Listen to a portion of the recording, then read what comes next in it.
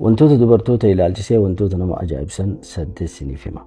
Tokkoffaa dubartiin takka sakandii 9 keessatti dubartii takkatu du'a sababa dahiinsaatiin yeroo deettutti jechuun dubartii takka du'a addunyaa keessatti sakandii 9 keessatti dubartiin takka ni duuti jedhan yeroo deettutti.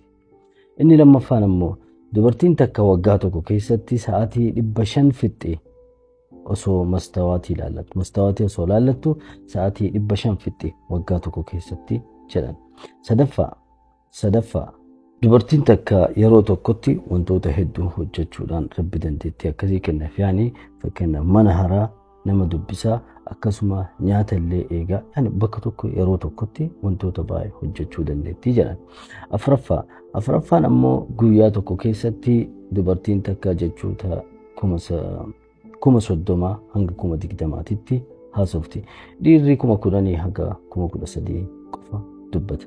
Yaani dubartiin guyyaa keessatti baay'ee haasa'uu barbaaddi, nama taa'ee adabaan taa'ee caqasuuf yoo qabaattu ta'e.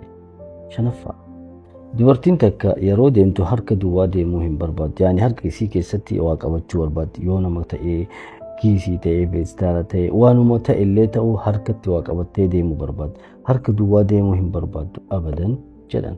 Anaa miti. Jaaffaan ammoo jedhan dubartiin takka guyyaa tokko keessatti yeroo 9 waa'ee istaayilii qirxii isii teettee yaaddi. Bakki ta'e kanaan bareedee jira.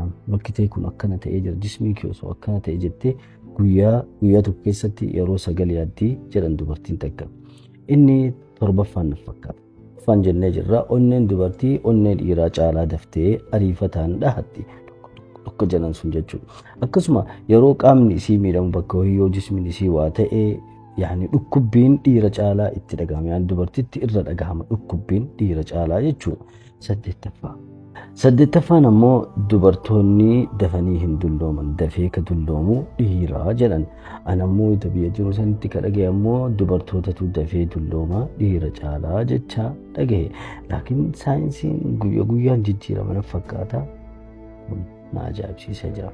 Akkasuma jedhan ammallee maal jedhanii dubartoonni viidiyoo Ahmad Oroo yeroo ilaalan osoo viidiyoo hin ilaalin laayik godhanii jedha. Laakiin dhiirri erga laalee geesse booda laayik godha jedhan.